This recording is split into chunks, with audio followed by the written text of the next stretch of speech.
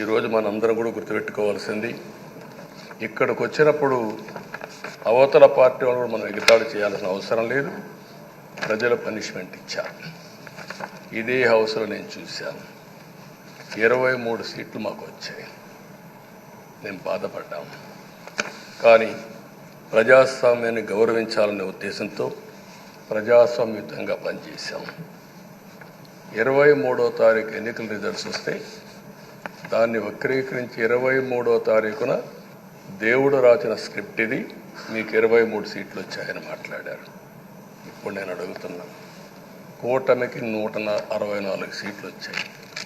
1, 6, 4 కూడుకుంటే 11 వస్తుంది. రాష్ట్రంలో దగ్గర 1631 రోజులు అమరావతి రైతాంగం ఆడబిడ్డలు ఉద్యమం చేశారు. ఆ 4 నెంబర్లు కలుపుకుంటే 1, 6, 3, 1 కలుపుకుంటే 11 వస్తుంది. అంటే ఇది కూడా భగవంతుడి స్క్రిప్ట్ అయినా కూడా నేను మాట్లాడడం లేదు, నేను కామెంట్ చేయడం లేదు. ఈరోజు ఉంటే వాళ్ళకు కూడా అర్థమయ్యేది. వాళ్ళు ఉండకుండా పోవడం అనేది వాళ్ళ పిరికితనం తప్ప ఇంకోటి కాదని చెప్పి కూడా నేను మీకు తెలియజేస్తున్నా. అయితే నేను ఇక్కడుండే సభ్యులను కూడా మిమ్మల్ని కోరుతున్నా, మనం ప్రజా సమస్యలపైన దృష్టి పెట్టాలి తప్ప వీళ్ళ మీద కాదని చెప్పి కూడా నేను మీకు తెలియజేసుకుంటున్నాను. నేను కూడా ఇదే హౌస్లో చాలా బాధపడిన సందర్భం రోజు ఉంది. మెంబర్స్ అందరం ఉన్నాం. నన్ను గురించి, నా కుటుంబాన్ని గురించి ఇష్టానుసారంగా మాట్లాడితే కనీసం యాక్షన్ తీసుకోవడానికి నాకు మైక్ ఇవ్వమని అడిగాను. మేము నిరసన తెలియజేసి వెళతామని మైక్ అడిగితే మైక్ ఇవ్వలేదు. ఇవ్వకుండా మీరు చూస్తే మామూలు సంఘటన కాదు. ఆ రోజు నేను ఒక మాట చెప్పాను, ఇది గౌరవ సభ కాదు, మీరు నాకు మైక్ కూడా ఇవ్వడం లేదు. మైక్ ఇవ్వకపోయినా నేను స్టేట్మెంట్ ఇవ్వాలి కాబట్టి ఇచ్చేడతాను రికార్డు కోసం అని చెప్పి గట్టిగా లేచి ఇదే సీట్లో కూర్చొని ఆ రోజు నేను చెప్పింది అదే వర్డ్స్ మీకు రిపీట్ చేస్తున్నాను. నేను స్టేట్మెంట్ ఇవ్వాలనుకున్నాను, మీరు మైక్ ఇవ్వకుండా చేశారు. అయినా నాకు బాధ లేదు. మళ్ళీ చెప్తున్నా, ముఖ్యమంత్రిగానే ఈ హౌస్కు వస్తాను తప్ప అదర్వైజ్ రాజకీయాలు అవసరం లేదు. ఇది ఒక గౌరవ సభ కాదు. ఇలాంటి గౌరవ సభలో నేనుండనని మరొక్కసారి చెప్తూ మీకు నమస్కారం. ప్రజలకు విజ్ఞప్తి చేస్తున్నా, నా అవమానం మీరు అందరూ అర్థం చేసుకొని నిండు మనసుతో ఆశీర్వదించాలని కోరుతూ ఈ సభ నుంచి వాకౌట్ చేస్తున్నానని చెప్పి వాకౌట్ చేసి బయట ప్రెస్ కాన్ఫరెన్స్ పెట్టాను. ఎందుకు ఈ విషయం చెప్తున్నానంటే, నా జీవితంలో ఇది 9వసారి నేను ఎమ్మెల్యే. ఈ రాష్ట్రంలో తెలుగు జాతిలో నాకు వచ్చిన అవకాశాలు ఏ నాయకుడికి రాలేదు. 14 సంవత్సరాలు ముఖ్యమంత్రిగా పనిచేశాను. ఇప్పుడు మళ్ళీ ముఖ్యమంత్రి అయ్యాను. 15 సంవత్సరాల పొజిషన్ పార్టీ లీడర్గా పనిచేశాను.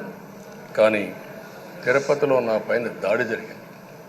24 క్లేమోర్ మైన్స్ నా మీద బ్లాస్ట్ చేశారు. ఆ రోజు కూడా నా కళ్ళలో నీళ్లు రాలేదు. మొట్టమొదటిసారిగా ఎలాంటి సంబంధం లేని నా సతీమణి పైన ఆరోపణలు చేశారు. ఆ ఒక్కరిపైన కాదు, ఈ రాష్ట్రంలో ఆడపడుతులందరిపైన, గౌరవంగా బ్రతికే ఆడబిడ్డలందరినీ అవమానం చేయడం, సోషల్ మీడియాలో పెట్టడం, క్యారెక్టర్ అసాసినేషన్ చేయడం, ఇలాంటి చాలా సంఘటనలు జరిగాయి. దానికి పరాకాష్ఠగా మరో శాసనసభ్యులు కానీ, కొంతమంది అయితే భవానీ శాసన సభలో సభ్యురాలుగా ఉండి ఎన్నో పోస్టింగ్స్ పెట్టే పరిస్థితికి వచ్చారు.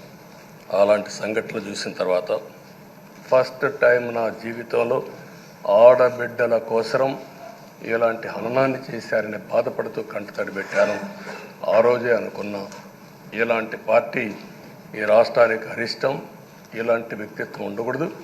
మళ్ళీ ఈ రాష్ట్రాన్ని గౌరవ సభ చేసి హోందాగా నడిపించే వరకు నేను పనిచేస్తానని చెప్పి ఒక శపథం చేశాను. ఆ శపథం ప్రకారమే పిలిచారు, వచ్చాను.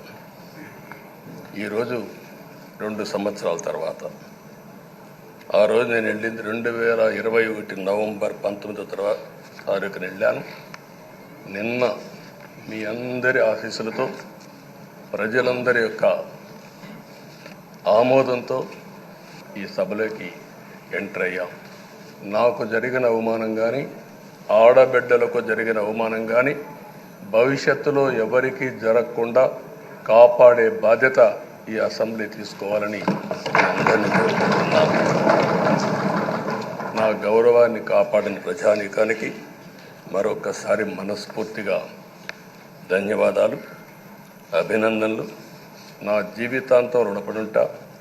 మళ్ళీ నాకు జన్మనంటే తెలుగువాడిగా పుట్టాలని, తెలుగు గడ్డ రుణం తీసుకోవాలని నా ఆకాంక్ష. తప్పకుండా ఇచ్చేస్తాను.